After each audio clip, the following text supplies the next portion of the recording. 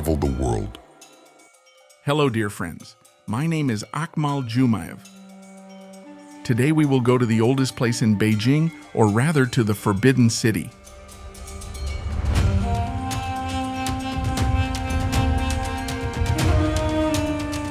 The most attractive attraction in the center of Beijing is the largest palace complex in the world. And if you come to Beijing, you cannot miss it. A strange, beautiful city. The emperors of China have lived here for centuries. They ran this place. We go in and see what it looks like from the inside.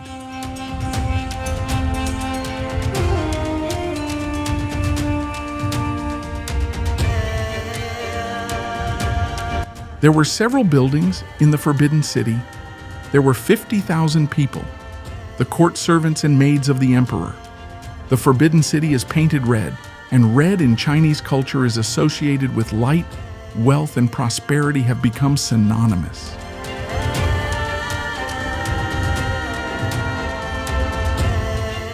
In the center of Beijing, north of the main Tiananmen Square and east of the Lake District, the residence of the country's modern leaders.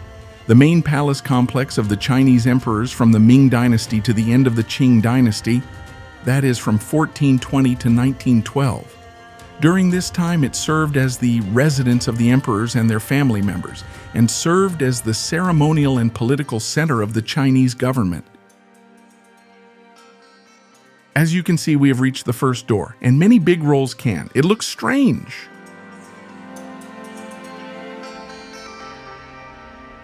The most extensive palace complex in the world, with more than 980 buildings. The Forbidden City has been home to 24 emperors for 500 years. The palace complex, built from 1406 to 1420 as the Palace of the Many Emperors of China, has undergone many changes since then. This saint is absolutely amazing.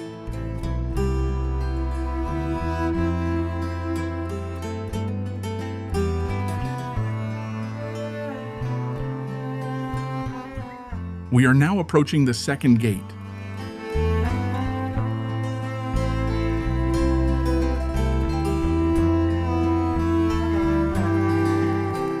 The gate is quite large. Their height is about 8 meters. Tourists can rarely be seen here. Many other tourists come from China itself.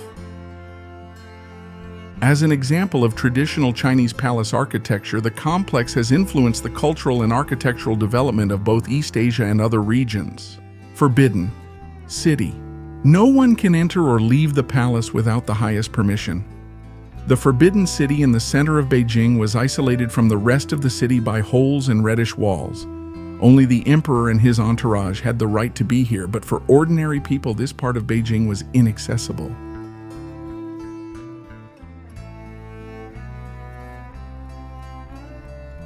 As you can see, we have reached his second yard. It is very open and sincere here.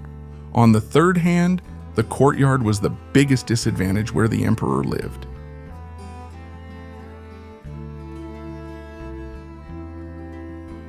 The Forbidden City was bigger than the smallest country in the world. If we had placed 100 football fields in this palace, it was tea without limits. Getting into the city is not a problem today. 8 million visitors a year visit this ancient city. Today, the Forbidden City is China's biggest tourist attraction. The emperor himself lived on this side.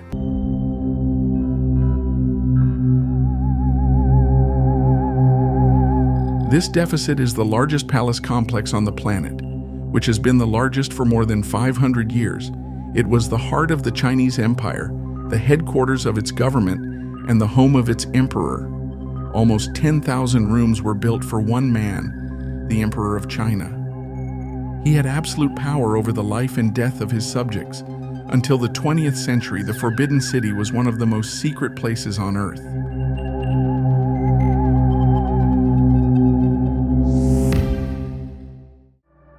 The construction of the old town began in 1407, and it took 14 years to complete, which required the labor of 100,000 skilled stone-carving craftsmen, lumber, artists, etc.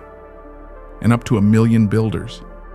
The columns of the most important halls are made of solid wood from precious laurel. The massive columns that we see today were recreated during the Qing dynasty using various varieties of pine.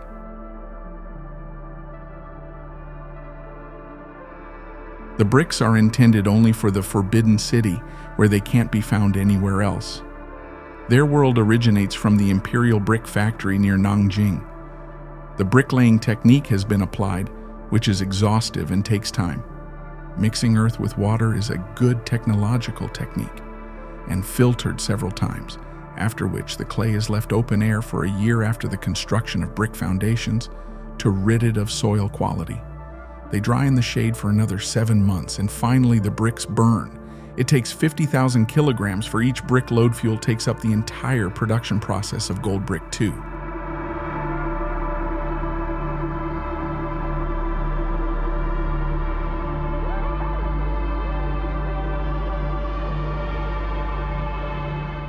There was also a park here. We bought 2 tickets to enter and watch here. As you can see, the Chinese themselves are photographed in antique clothes.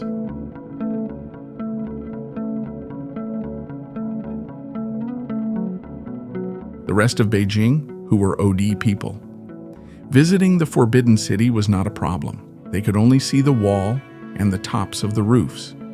In the 17th century, the OD people also heard strange noises from behind the walls. The Chinese emperor ordered that all foreigners capable of playing a musical instrument be released to the emperor concert for the show. When the concert was over, the emperor ordered that teach students, including 2 princes, how to play Western instruments. Among the common people, the emperor was rarely seen, and if he was seen very far away.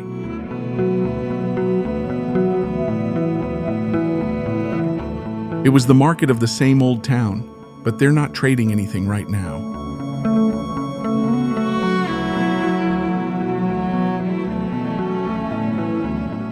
The last Emperor Pu lived in short supply since 1908. In 1908, the emperor left and died, and he was replaced by Pui. The boy was still 3 years old. Later, Pu mentioned his ascension to the throne. When I disrupted the ceremony, when they brought me inside, they dressed me and put me on the throne. I would say that I don't like it here. The last emperor ascended the throne before he could walk.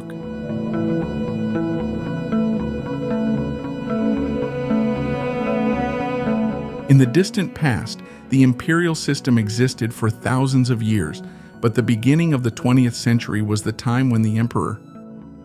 There was no right time. China was in trouble.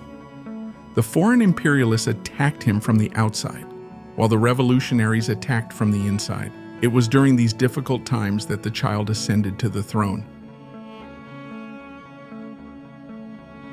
The new government agreed that he could live in the Forbidden City in exchange for a peaceful retirement. Emperor Pui, when he was 6 years old in 1912, lost the throne and 2,000 years of imperial rule after all. The new government took control of the large public buildings in front of the Forbidden City. Pui then moved to small palaces in the city center. In 1922, the 16-year-old emperor was presented with the bride he really dreamed of. After a year, the new government decreed that the emperor should be expelled from the city. The same night, Pui hurriedly left the palace. These photos were taken at the moment he left it. He just got dressed and he had hastily packed bags on his back, and there was gold in the ranch that he was able to hide. When Pui passed through the palace gates, he severed the empire's last connection with the Forbidden City.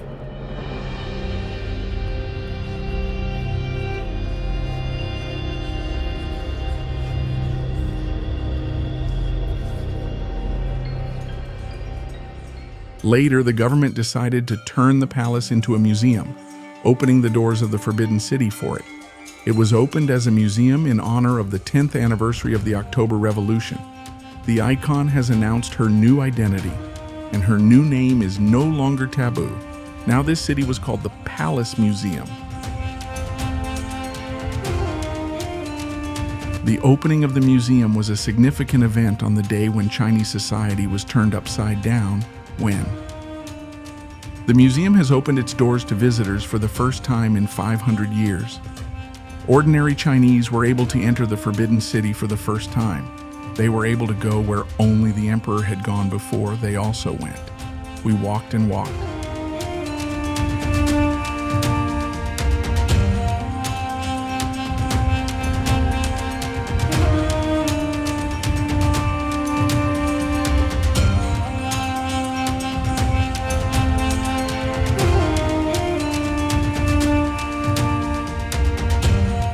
In 1931, the Forbidden City faced the greatest threat from the Japanese army.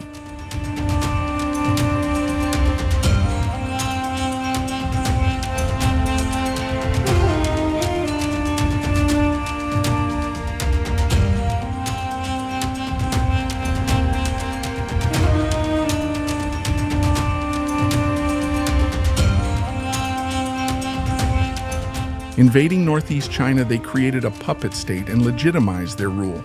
Japan appointed the last emperor of China as the first emperor.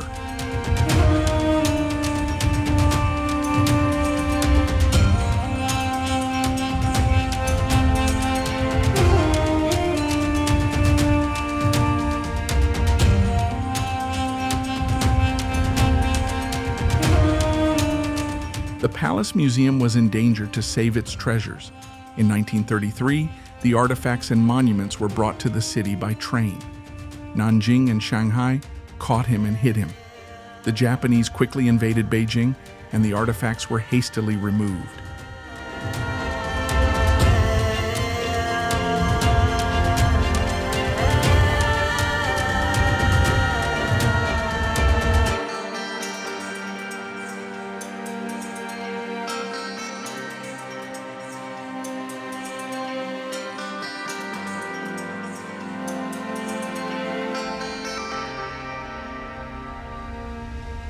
In western China, artifacts were divided into 3 groups and hidden under monuments. The war with Japan is over.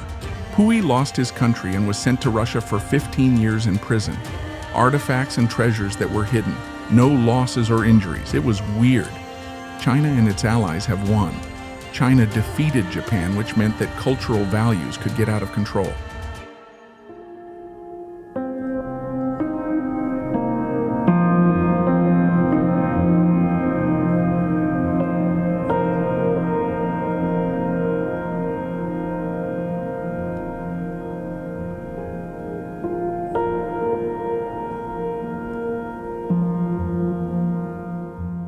The bad of the 50 years of war from infertility in 1950, weeds were growing in the yard.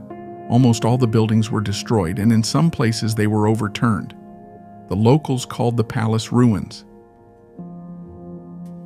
In 1954, Chairman Mao Zedong came, visited the Forbidden City and climbed the wall. He said that in the coming days we will rebuild the destroyed buildings.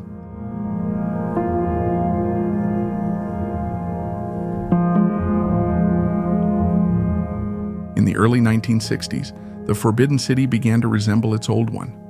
When all the repairs are done, the palace becomes what it looks like.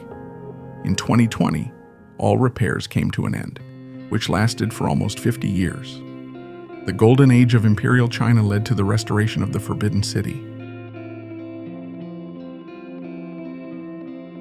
The Forbidden City is home to the best imperial palace complex in China and the largest ancient palace structure in China, and attracts visitors from all over the world.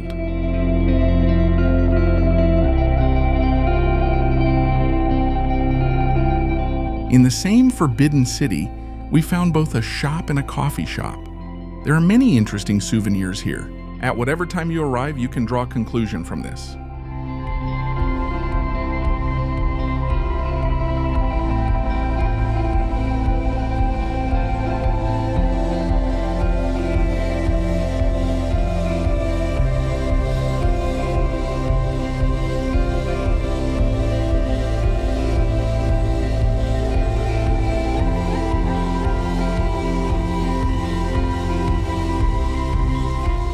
Our acquaintance with Beijing today has come to an end.